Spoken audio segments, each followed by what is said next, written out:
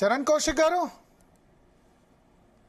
Good evening అండి. Good evening. ఏంటి ఎందుకు ఈ విధంగా ట్యాకిల్ చేశారు ఖమ్మంలో ఇష్యూను? సార్, ఖమ్మం సంబంధించి అందరికి తెలిసిన విషయమే. హైకోర్టు జడ్జిమెంట్ ఉన్నది. అదే కాకుండా సిసిఎల్ఏ హైకోర్టు జడ్జిమెంట్ తర్వాత మాత్రమే అక్కడ చర్యలు తీసుకున్నారు. ఆ కలెక్టర్ గారి నేతృత్వంలో ఈ ఆపరేషన్ జరిగింది. దీనికి సంబంధించి కూడా 40,000 నుంచి ₹1,00,000 ఎవరైతే తీసుకున్నారో ముగ్గురు అరెస్ట్ చేశారు. అది ప్రభుత్వ భూమి. అదే కాకుండా అక్కడ ఉన్నటువంటి వాళ్ళు కూడా చెప్పి 8 నెలల నుంచి మాత్రమే మేము ఉంటున్నాం అని చెప్పేసి వాళ్ళు కూడా నిర్ధారించారు. ఎన్ని నెలల నుంచి, ఎన్ని రోజుల నుంచి? 8 నెలల నుంచి మాత్రమే మేము ఉంటున్నాం అని చెప్పి. మరి ఆ ఇల్లు ఆ వీడియో వచ్చింది కదా ఇంట్లో నుంచి బయటకు వచ్చేది. సార్, ఇప్పుడు మీరు ఒకసారి కుత్లాపూర్ రాండి, మీకు చూపిస్తాము.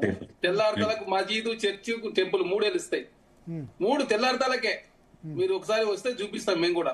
ఇక్కడ ఈ రీసెంట్ గా చాలా హైడ్రాకు సంబంధించినటువంటి కట్టడాలను కూడా తొలగించారు. అక్కడ తెల్లారితలకు వచ్చేస్తున్నాయి. కూల్స్తా ఉంటే కూడా నిర్మించే పరిస్థితిలో తెల్లారి వరకే ఇల్లు ఎట్లా కడతారు? కట్టరాదు కదా సార్. మీరు చూపిస్తాం, మీరు వస్తే ఒకసారి కుత్లాపూర్ రండి. మీరు కెమెరా మీ వేస్తారు కానీ ఇల్లు కడతారు? అరే ఇల్లు కాదు, మజీదు, చర్చ్, గుడి 3 వచ్చేస్తాయి తెల్లారితలకే.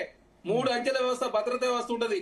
ఒకడ రౌడీ జీటాలు, ఇంకొకడ అదే విధంగా ఎవరు ట్రాన్స్జెండర్ సంబంధించిన వాళ్ళు, ఇంకో రకరకాల వ్యవహారాలు ఉంటాయి. కుత్బులాపూర్ సంబంధించిన వాళ్ళకి కావాలంటే మీరు స్పెషల్ స్టోర్ ఏర్పాటు చేస్తా అంటే నేను చాలా మంది అక్కడ ఉన్నటువంటి దాని మీద వాళ్ళందరూ కూడా పంపిస్తాం. కాబట్టి ప్రతిదాన్ని కాంగ్రెస్ ప్రభుత్వానికి ఆపాదించి, కాంగ్రెస్ ప్రభుత్వం ఎప్పుడు కూడా పేద ప్రజల పక్షాన వ్యవహరిస్తాం. కాబట్టి ఇందిరా మిల్లు కావచ్చు, అదే కాకుండా హైదరాబాద్ సంబంధించినటువంటి నెక్స్ట్ అదే ఇందిరా మిల్లులకు సంబంధించి 70 గజాల వాళ్ళకు కూడా ఇల్లు ఇచ్చే ఉద్దేశంతో ప్రభుత్వం ముందుకు పోతాం. ఇల్లు ఇచ్చే వాళ్ళ ఇల్లు కూర్చే ఉద్దేశం కాంగ్రెస్ ప్రభుత్వం అనుకుంటారా? కాబట్టి ప్రతిదాన్ని రాజకీయం చేయాలి, కాంగ్రెస్ ప్రభుత్వానికి ఆపాదించాలా. అదే కాకుండా మధు పార్క్ రిడ్జ్ సంబంధించి దానికి సంబంధించి కూడా 60 రోజులలో ఆర్డీఓ గారు పరిష్కరిస్తామని చెప్పారు. అదే కాకుండా కంపేర్ చేసిన ఏదైతుందో అది కూడా తెలుసు. దానికంటే 5,000 కోట్లకు సంబంధించినటువంటి గాంధీ సరోవర్ అక్కడ నిర్మిస్తామని చెప్పి ప్రతిపక్షాలు కాంగ్రెస్ ప్రభుత్వం బడగాసి మీదేసే ప్రయత్నం చేస్తే ఎట్లా? గాంధీ సరోవర్ సంబంధించి ఆల్రెడీ టూరిజానికి సంబంధించిన ల్యాండ్ ఉన్నది, అక్కడనే నిర్మిస్తా ఉన్నారు. అది మధు పార్క్ అంశం గాంధీ సరోవర్ సంబంధించిన అంశానికి జోడించి ఏకంగా గాంధీ మనోడు ఇట్లేదు చేసిండు. ఈ సోషల్ మీడియాలో రకరకాల కథనాలు కాంగ్రెస్ ప్రభుత్వం బదనాం చేసే ప్రయత్నం బీఆర్ఎస్ పార్టీ చేస్తా ఉంది. భారతీయ జనతా పార్టీకి అదే దూరంలో ముందుకు పోతాను. వాళ్ళు గతంలో సబర్మతి రివర్స్ కావచ్చు, గంగానది ప్రక్షాళన చేసుకుని ఎన్ని వేల కుటుంబాలను ఖాళీ చేపించారో గుజరాత్ ప్రజలకు తెలుసు. ఒకసారి మనం కూడా గూగుల్కి వెళ్ళి సెర్చ్ చేసి తెలుస్తుంది కదా. గొడవలు కాలే కదా అంటారా? ఎందుకు కాలే?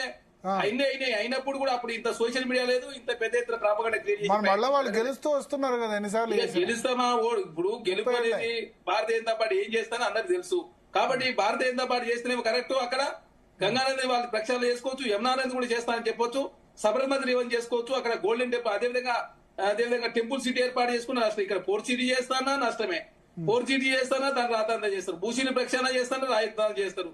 ఏదైనా ల్యాండ్ అక్విజిషన్ చేస్తానా రాజధాని చేస్తారు. కొడంగల్ సంబంధించి సార్ దేశంలో ఏ రాష్ట్రంలో ఇయ్యని విధంగా ప్రభుత్వం కంపెనీ చేసిన ఎంత ఇస్తూ చూడండి ఒకసారి. అలాంటి పెద్ద ఎత్తున గలాల క్రియేట్ చేశారు.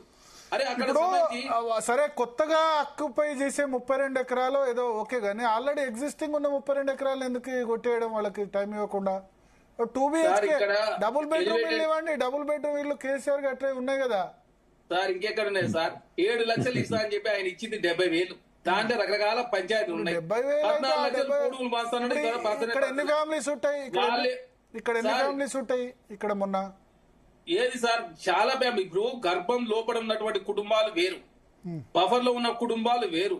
గర్భం లోపల ఉన్న వాళ్ళందరికీ డబుల్ బెడ్రూమ్ ఇస్తారని చెప్పేసి ఆల్రెడీ వాళ్ళ సంబంధించిన లెక్క తేలింది. ఆల్రెడీ తొలగించారు, వాళ్ళకి డబుల్ బెడ్రూమ్ ఇస్తారని చెప్పారు. ఇప్పుడు గర్భం అవతల ఏదైతే బఫర్ జోన్ లో ఉన్నవాడికి కంపెన్సేషన్ ఇవ్వాలా, లేకపోతే TDR ఇవ్వాలి, లేకపోతే వాళ్ళు ఇల్లు ఇస్తే ఒప్పుకునే పరిస్థితి లేదు. కాబట్టే ఇప్పుడు మీరు చూడండి ఎలివేటెడ్ కారిడార్ సంబంధించి పారడైజ్ నుంచి షామీర్పేట వరకు 90,000 రూపాయలు గజానికి ఇస్తా ఉన్నారు.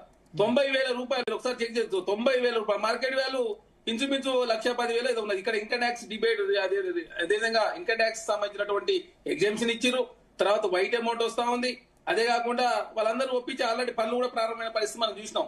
అరే ప్రజలేదని కూడా చేయడానికి ప్రభుత్వం సిద్ధంగా ఉంటుంది. దానికి ప్రతిపక్షాలు మొత్తం బురద. ఖమ్మంలో వాళ్ళంతా మీరు అనేది కబ్జాదారులా? ఇప్పుడు సార్ అక్కడ ఇప్పుడు తీసుకుందని హైకోర్టు చెప్పింది. సిసిఎల్ఏ నిర్ధారించిన తర్వాత కలెక్టర్ గారి నేతృత్వంలో అక్కడ ఖాళీ చేయించారు. దాన్ని కాంగ్రెస్ ప్రభుత్వం మీద అంటగంట చేయాలా, మంత్రుల మీద నిందలేయాలి.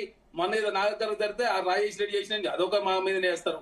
తర్వాత నిన్న జరిగితే అది మధురి జరిగితే ఇది ప్రతిదీ బడగాసి మీద. వాసుదేవరావు గారు స్థానికులు అక్కడ ఉన్నారు.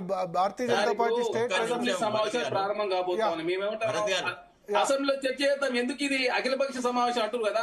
అన్ని పార్టీలకు సంబంధించిన సభ్యులు దాని మేము మాట్లాడదామంటే వాళ్ళు బైకాట్ చేసి బీఆర్ఎస్ పార్టీలు వెళ్ళిపోతారు. చూద్దాం, ఇప్పుడు ఉంది కదా అసెంబ్లీ సెషన్. మరి అసెంబ్లీ చర్చల్లో అసలు తెలంగాణ రాష్ట్రం అదే మల్లన్న సాగర్ భూ నిర్వాసులు మీరెంత పరిహారం ఇచ్చారు, మా రేవంత్ రెడ్డి గారు ఇప్పుడు ముఖ్యమంత్రి కూడా ఎమ్మెల్యేగా ఉన్న కొడంగల్ ఎంత పరిహారం ఇచ్చే ప్రభుత్వం చర్చ చేయడానికి సిద్ధంగా ఉంది. మల్లన్న 20 లక్షల సాగర్ రూపాయలు కాకుండా మల్లన్న సాగర్ లో ఎక్కువ ఇచ్చారు, మిగతా చోట్ల తక్కువ ఇచ్చారనే కదా